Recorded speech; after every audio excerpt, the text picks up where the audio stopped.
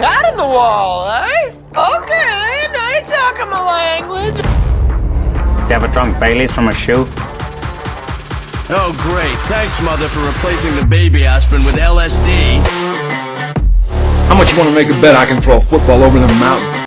All right, welcome into a special version of View from C-Deck. It's me, just Matt, with our resident NFL expert guy who's going to carry this show because he knows way more than I do, and I've been running around with a kid all day. Jason, the big Hofstetter, or just Haas. I think that's what we go with you. And we're ready for some NFL football. And this man, I'll give him the credit last year. He had the Eagles and Jalen Hurts all the way for having some standout seasons. So, Magic Man, what's the Powerball tonight so I can win some money? Powerball is going to be with America's team, Cowboys. I'm doing all Cowboys this year, so buckle up. Oh, Cowboys. I've experienced the Mike McCarthy experience, and we're going to disagree about this, but we will start with some division predictions, and we're going to start in the division that most people care about that would tune into this podcast, the AFC North, with all the Brownies and Bengals fans and Steelers fans that are in Ohio, especially in Central Ohio here. Nice cross-section where we all hate each other and can touch each other with fisticuffs. What are you thinking looking at the AFC North? It is a stacked division this year. It's pretty stacked. I'll give maybe the Steelers a little bit more respect, but I think the Ravens were so injury riddled last year. It's hard to gauge where they're going to be at this year. Adding some more weapons in the pass game with Odell, if he can stay healthy. Rashad Bateman's fully healthy. They added Zay Flowers. I'm back on the Ravens hype train. I think I really like them to win the division. I think they are the most complete team when they're fully healthy, and their defense is the scariest when they're fully healthy. And Kyle Hamilton, a lot of people have loved what he's done this offseason. So there's been a lot of rave about him finally taking that next step in the back end of their secondary. So I'm picking the Ravens to win this division. It's going to be a tight one. It could come down to the last week of the season. It probably will. But I like the Ravens, to clear, and then the Bengals will be a close second right on their heels. Do you have anybody else in the playoffs besides I'm assuming the Bengals too then? No, just the Ravens and Bengals. Those are my two from this division that make it. Huh, funny you should say that because I have the Ravens in dead last in this division because I don't know much about them.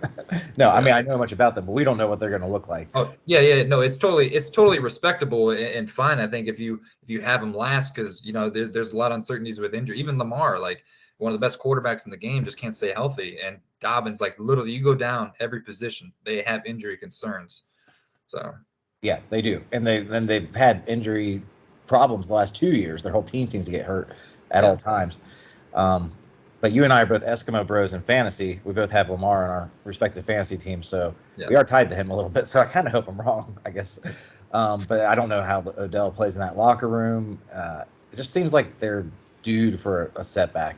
Finally, I mean they've been so at least above average for so long, and they overcome these injuries and make the playoffs, and then just get bounced in the first round. But I have the Bengals and the Browns battling it out, and I've told you all offseason that I'm picking you guys for betting purposes because of the value, but I'm not picking you for actual purposes because I do think the Bengals, as long as those safeties, they lost Jesse Bates and Von Bell, as long as those safeties, Dax Hill and whoever else they end up starting, I think it's going to be who they bring in from the Rams. I can't think of his name right now. Nick Clark, something like that.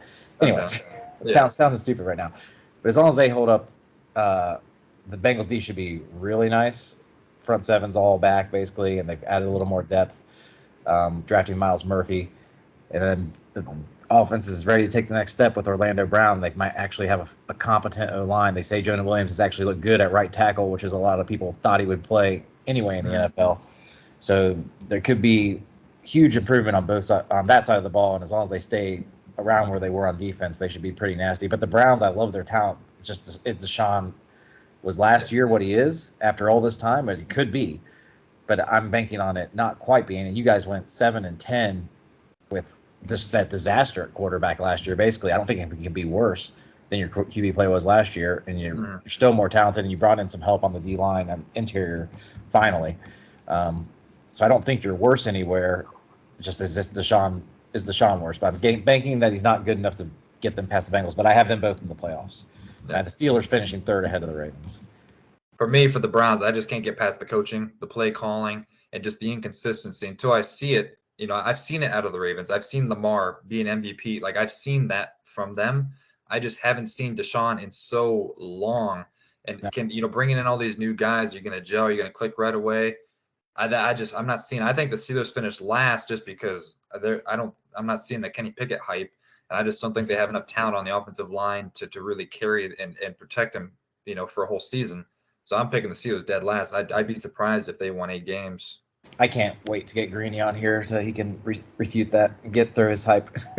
Well, until proven otherwise, I guess. Yeah. Moving on to probably the worst division in the AFC South. Yeah. PU is what I say to most of this. They're starting 2 rookie quarterbacks in Texas and Houston and Indianapolis. Mm-hmm. And Ryan Tannehill's still there in Titanland. So I have the Jags running away with this division. I think they're the most complete team. Titans are probably close, but they're the most complete team, and they have the best quarterback by far in the division. And he's got some pretty nice weapons with Calvin Ridley coming back now. Yeah. To add on to what they started last year, and obviously they win a playoff game in dramatic fashion, huge comeback. I think they're ready to take the next step.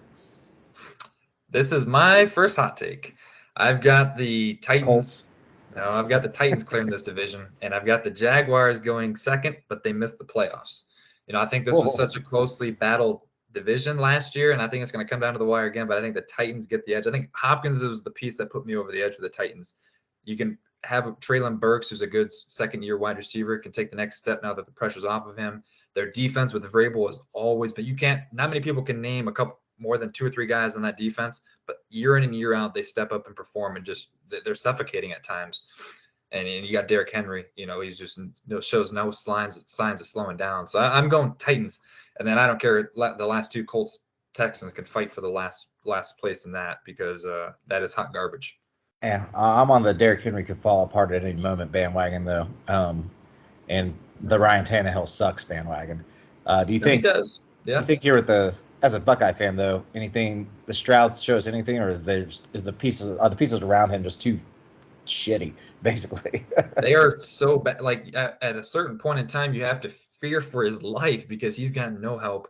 He's got literally no offensive line. He's got a Tunsil to help him, but like when they traded for Will Anderson and got rid of their pick this year, their first round pick this year, I thought that was a huge mistake. I thought they should have went Will Anderson, because no matter what quarterback you could have got this year, Bryce Young or CJ, they weren't going to help you win. Probably not for a few years. They are years from being good again. Yeah. So I thought Will Anderson was a good piece for your defense. And then this year, you're going to be bad. You weren't tanking. You're just going to be bad. And then get Caleb Williams this year and then build off of him in the future. But because I'm not, CJ is got to have a lot of work cut out for him. At least Anthony Richardson has, a good offensive line, and they've got some weapons that are respectable there. He's got nothing in Houston. Oh, nothing.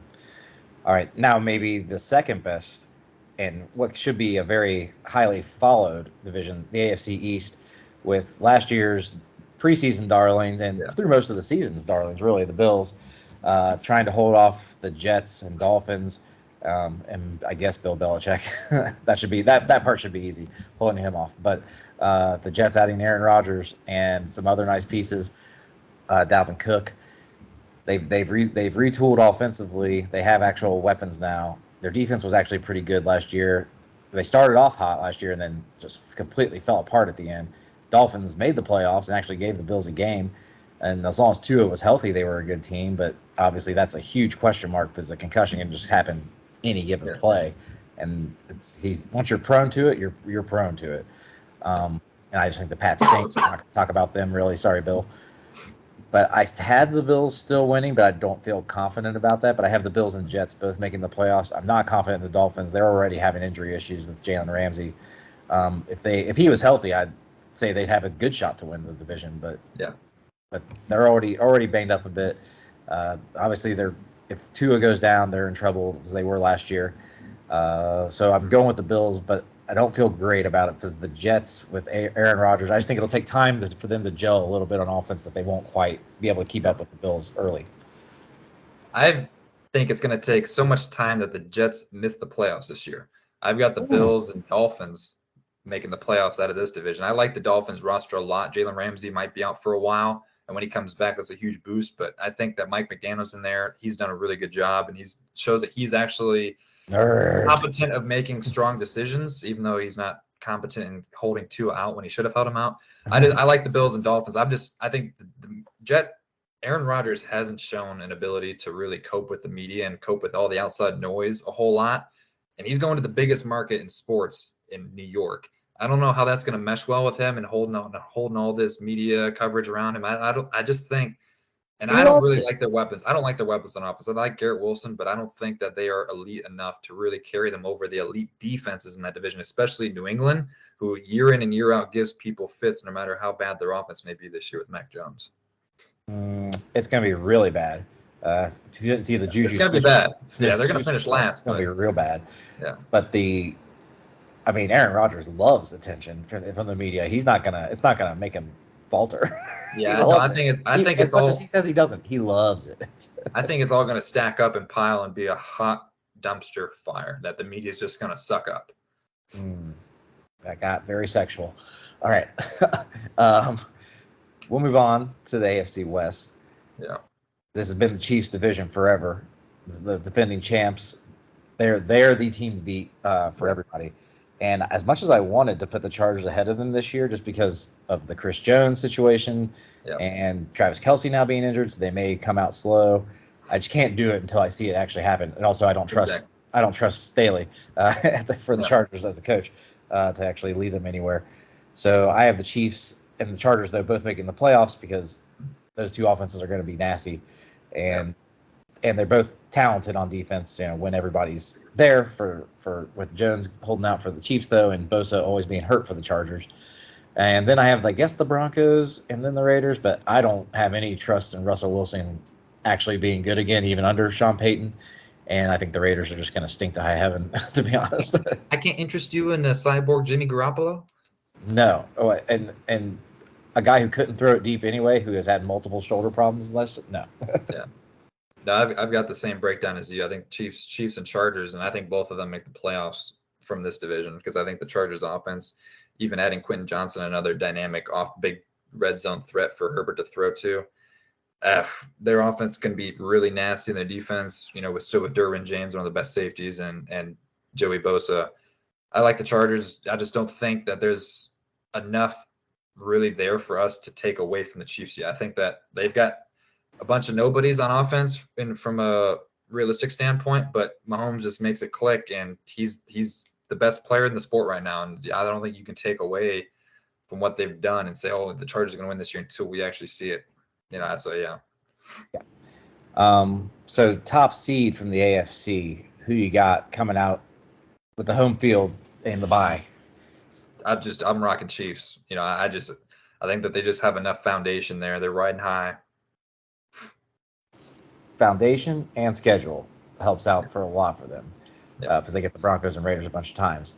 But team that has an even easier schedule because of their division, I think is almost a lock to go 5-1 against their division, is the Jacksonville Jaguars, and I'm going to take them to get at the number one seed only purely based on schedule because I think the AFC North and the AFC East are both too tough for anybody.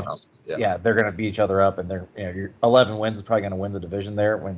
And I think it's very likely that either the Chiefs or Jags get the 12 or 13 wins with the 17-game schedule. But I'm going with the Jags as the 1 seed and the Chiefs 2 seed, and I think Bengals 3 seed, Bills 4 seed. Because I really think that division's evened out, and the Bills, I think they have problems in the locker room more talent-wise. Yeah.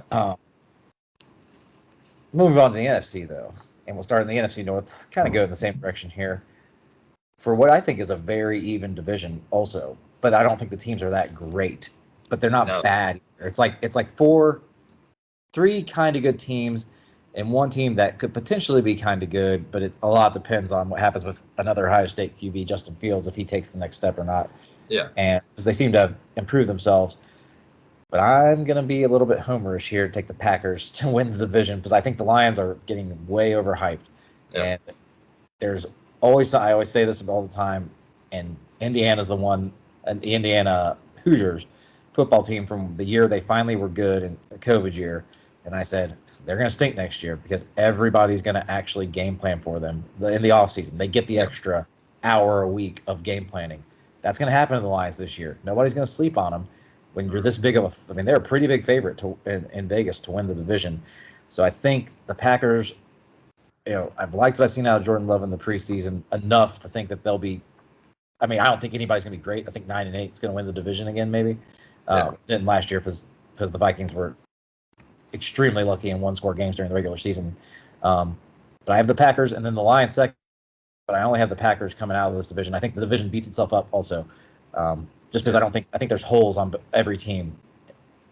Yeah. Go on. Realistically, I think there's only the chance for one team to come out of this division because of how I just think it is really bad. I think the Packers and Bears are still a long ways to go because Fields has been unproven as a passer, but now he has DJ Moore, so he's got to take the next step with that regard. Jordan Love isn't showing anything, and he's got Christian Watson and Romeo Doubs as his two best receivers, so it's not a whole lot of help he's getting there either, although they do have some pieces on the defense and offensive line to maybe alleviate some of the pressure. I'm just not liking them. And then the Lions, I think they are severely overhyped as well, because at the end of the day, you get Jared Goff at quarterback, and it's like Dak Prescott. He's the king of garbage time. Just they are pass happy all the time. I just don't think they have the structure in place there to really sustain the success throughout a whole season. Like they've shown blowing leads, they've shown coming back and falling short. They've just shown there's always excuses with them, and I'm not really to give them an excuse say, hey, I think you're going to win the division this year, because I still think the Vikings are going to win this division because they've got the best quarterback wide receiver combo, arguably, with Justin Jefferson possibly going up to break Calvin Megatron's record this year, and I think they're going to be nice to watch. Oh, I mean, I have them third. I have the Bears fourth just because I think there's just too much uncertainty, and we just haven't seen enough proven out of their roster. But the Vikings, I just thought they were so lucky last year with. They were. They were. Crazy comebacks. I mean, obviously Jefferson's a monster. I don't think Cousins is actually that good. He just has Jefferson there though to make him look that good. But I don't really know what else they like weapon wise. I mean, they drafted Jordan Addison, but TJ Hawkinson, they got him from Detroit last year. It's a nice tight end. Jordan Addison was rated as one of the best receivers, and then he had the ankle issue. So you've got pieces there, young pieces, and they, I think then Madison's the unproven piece there. He's always been the handcuffed Dalvin Cook to see what he can do on leash, because he has the ability to be a 3-down back. He's got good pass catching skills. So we'll kind of see how that offense evolves around these new pieces, because this is going to be a huge, maybe a couple games in the first part of the season where they take that step or not. So I think you're going to find out this division might be settled very early, where you're going to see Detroit with the pieces coming back take off, or the Vikings kind of just explode with these young pieces and go crazy. Detroit week 1.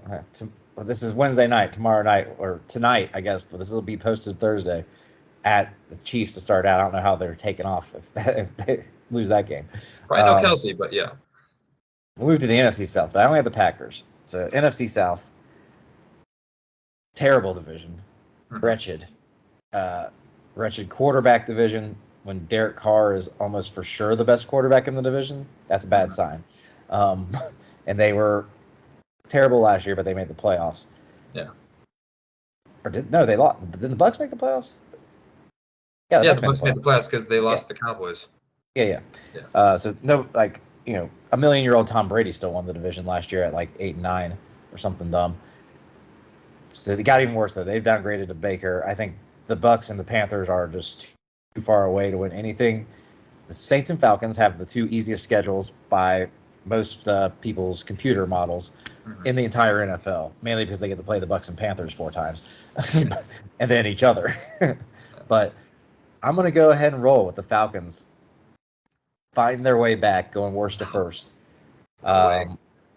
Ritter, I like the pieces they have on offense theoretically, and they have a good O-line that they've spent they've invested just a ton of first-round picks on their offense. It's like all first-round picks besides Ritter that are going to be starting out there. So I feel like they should be somewhat good. Their defense was awful last year. They're not going to be a whole lot better. But again, this division just stinks, and they're playing really bad offenses. So I think they could go 3-1 against the Bucks and Panthers. They can split with the Saints. They're going to be there like 8-9, 9-8 to win the division. Yeah. But because their schedule's so easy, I could see them getting to 10-7 and the Saints getting to 9-8, and both of them making the playoffs. Just because I think the NFC stinks that bad. Yeah. It could happen. I think the Saints clear this division by like 3 games. I think they're that much better, especially on the defensive side of the ball. Their defense is always Derek I don't Carr. care about Derek Carr. Derek Carr's made the playoffs, and I haven't seen Desmond Ritter do anything. Desmond Ritter do anything. I don't care if it's Taylor Heineke or whatever. And then Carolina, I mean, maybe they have a decent shot with Bryce Young because they actually have some nice pieces on offense. I don't think they will.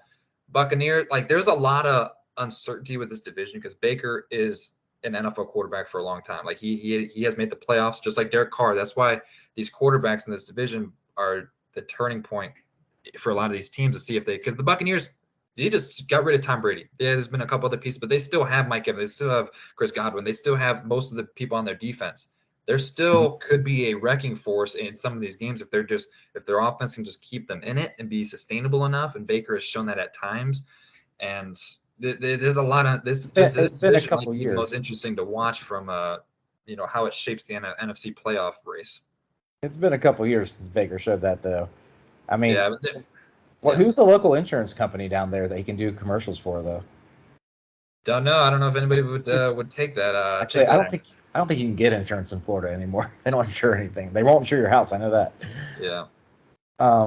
Yeah, it should be a weird division to watch though, because they are really bad. But Yeah. they all get to play each other, so there's going to be a chance that they win some games. Exactly. Now, from on the opposite end of the spectrum, NFC East, the beastly top, like probably the top two of the top three teams in the conference, and the Eagles and Cowboys sitting there. I'll let you go first about talking about these bad boys, though. Yeah, I've got 3 teams. I think it's the only division that gets 3 teams in the playoffs, just like last year. I think Giants, Eagles, and Cowboys make the playoffs, but I think the Cowboys get the 1 seed, this year in this division, then the Eagles, and then the Giants. I think the Commanders take a step, and they're probably fighting there. I wouldn't be surprised if the Commanders flip with the Giants this year. Just depends on how Sam Howell develops and goes there and their health too and stuff. But I think the Cowboys, their defense is coming along nicely. Micah Parsons is probably going to win Defensive Player of the Year, and they added Brandon Cooks, and they got CeeDee Lamb and Michael Gallup, and Tony Pollard can finally be unleashed. I'm really liking this Cowboys team, and I know Mike McCarthy's the head coach, but I think there's a lot of momentum there, and these guys are just ready to let it go.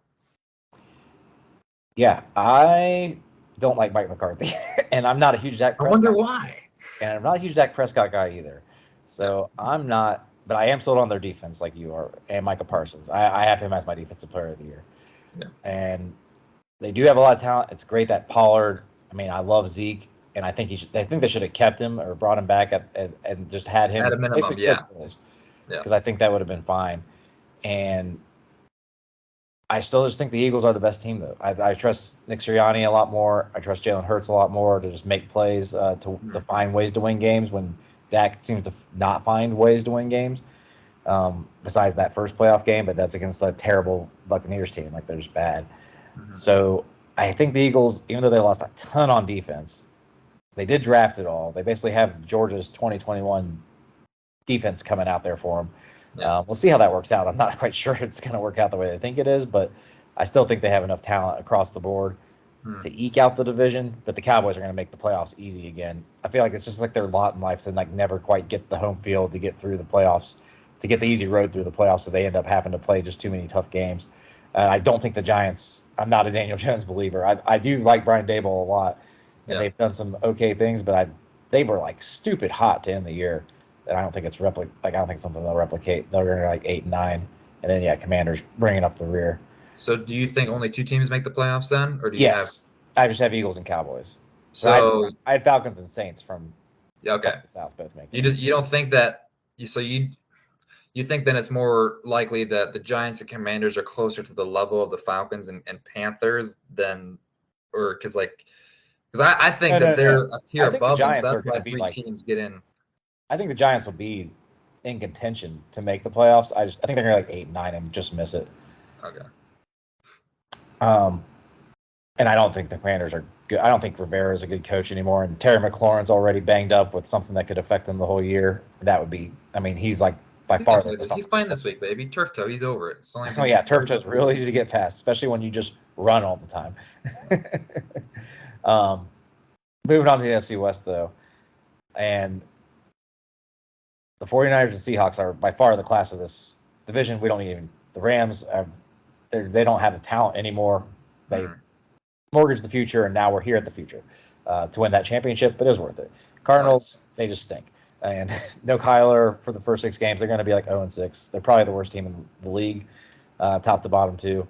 So they're looking for Caleb Williams they're not going to draft Caleb Williams. They're looking for the number 1 pick so they can trade it and rebuild their team, and then use the Houston pick as well.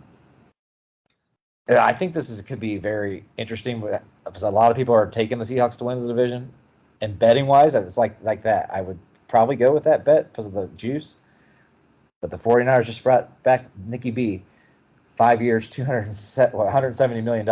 Woo-hoo. Have you seen their cap for next year? No.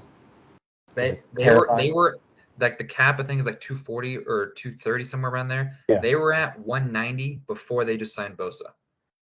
And they don't have a quarterback or anything. Like they have so much money tied up into Kittle, Travarius Ward, Debo's making like 30. It is ridiculous how much money they have, and they're very good.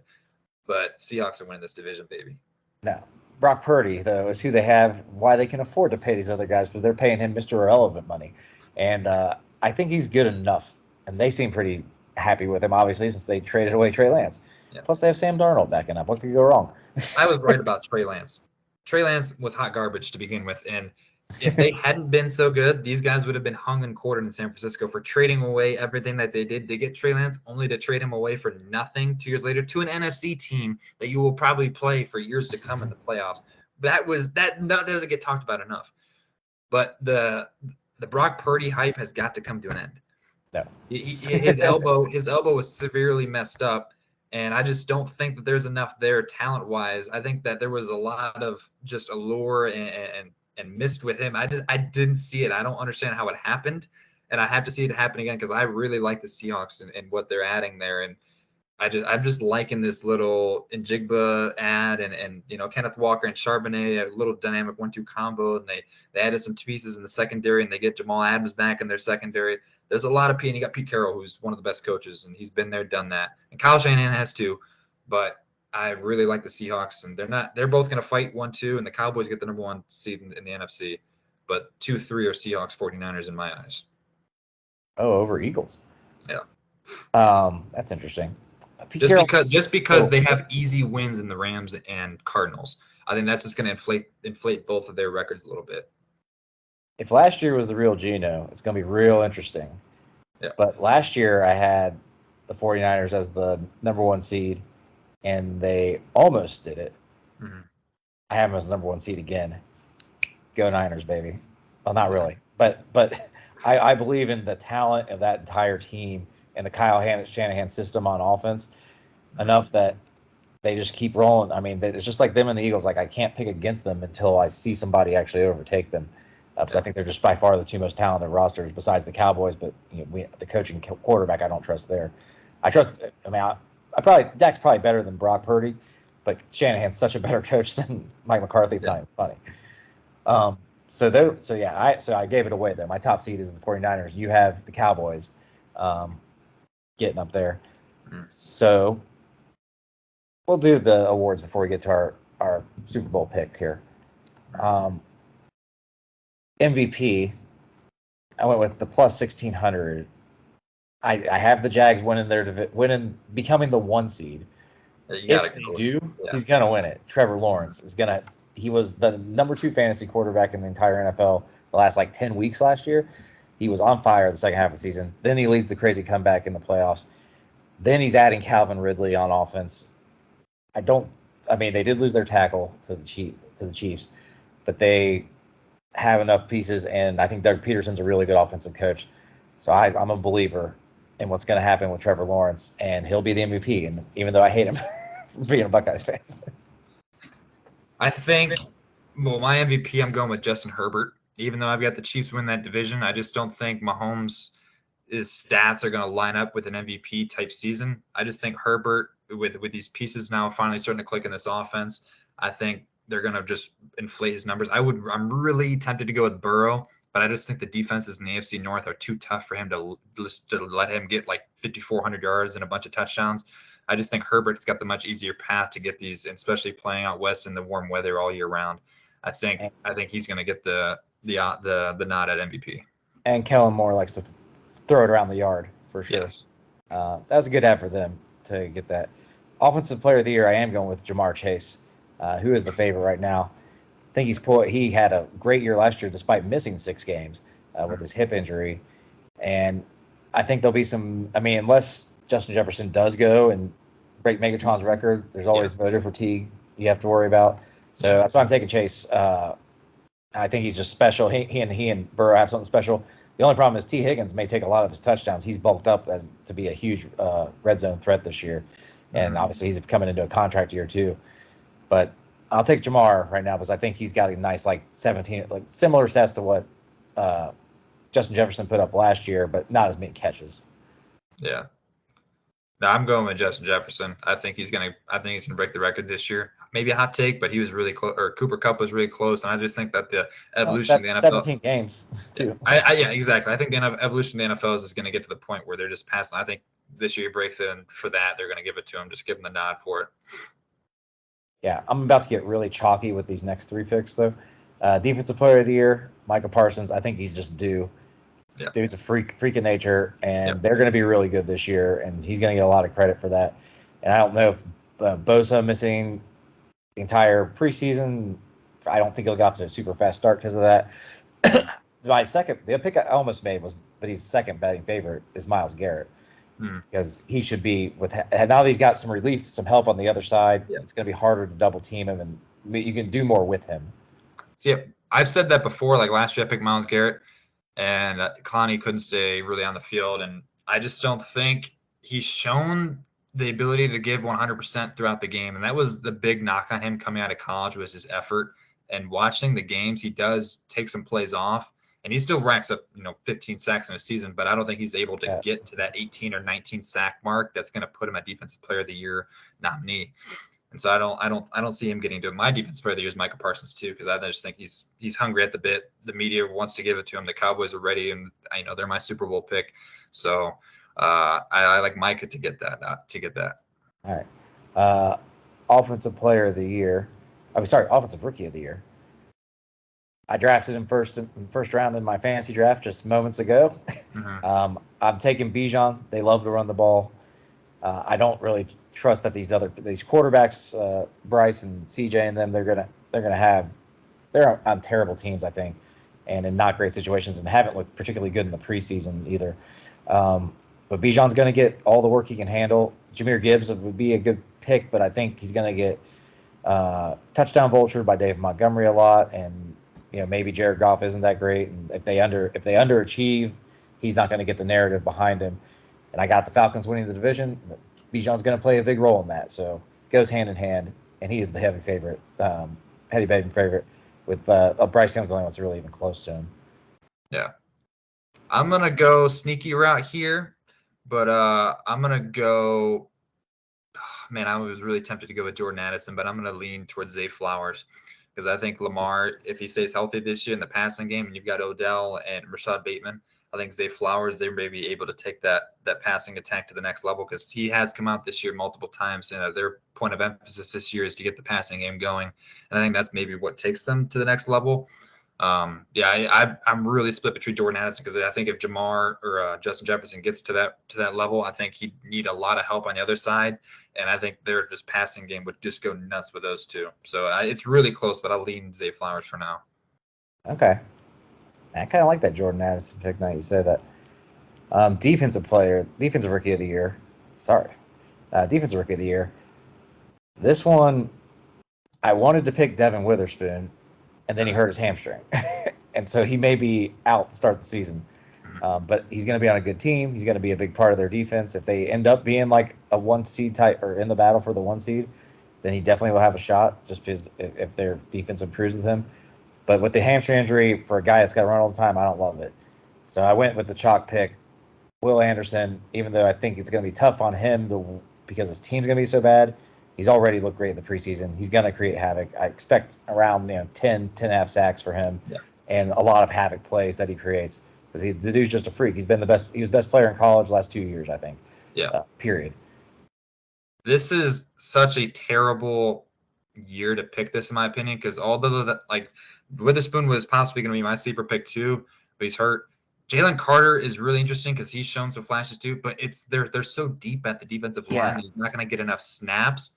And then Will Anderson, whereas if something's like towards the end of the year, they don't really have the reason to tank and to get their pick higher. But if he has like some injury that pops up, I could see them just keeping him out so they don't hurt him. And if their years are already trash, so like I'm worried about if he plays a full season, if they don't make up some BS excuse so they can kind of save his body going forward.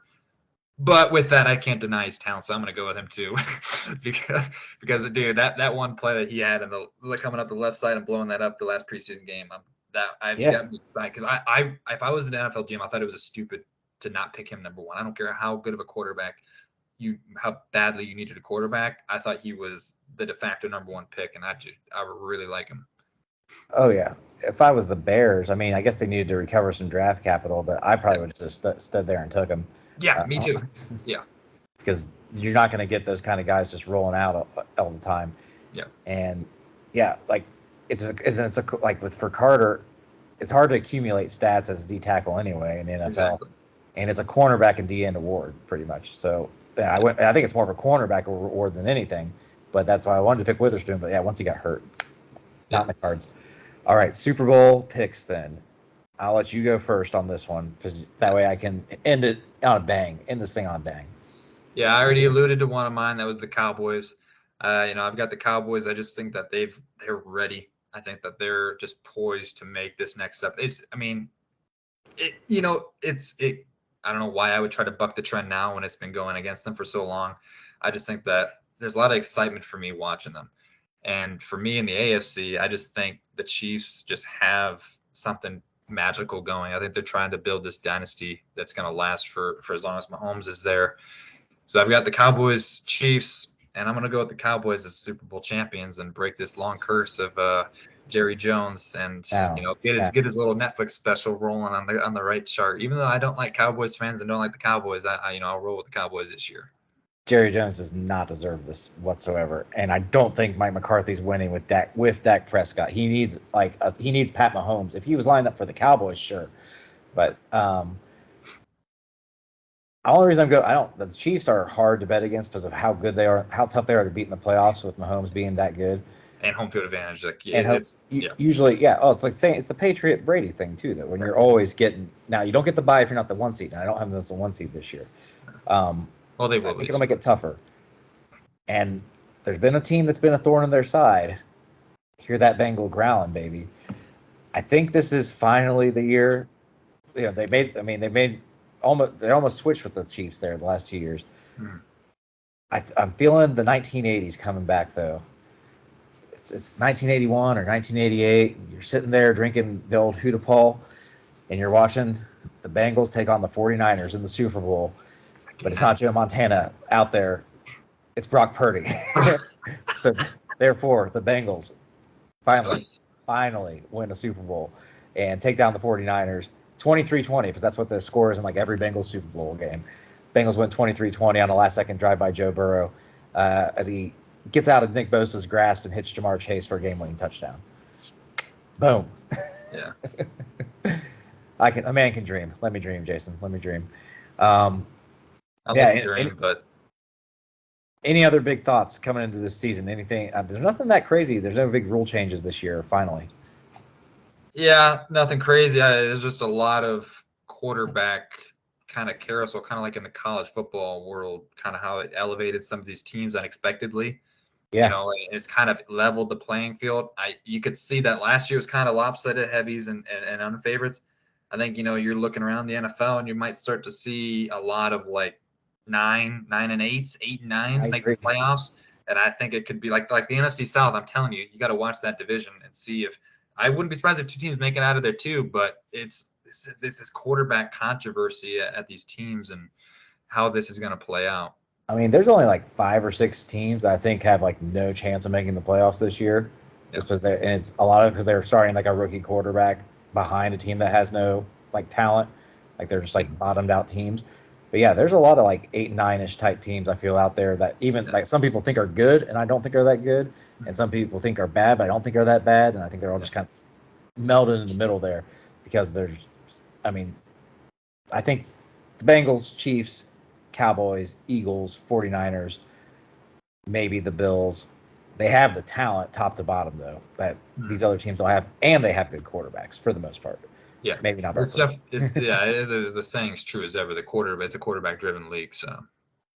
Yep, it'll be fun to watch though, always, and we'll be checking in periodically here with our NFL expert, the Haas, throughout the year. But that'll do it for this podcast. Thank you for watching us. Like, subscribe, follow us on X or don't. Who cares? Fuck Elon. And and we will see you guys next time. Hey guys! Oh, big gulps, huh? All right. Well, see you later. A rich man's world.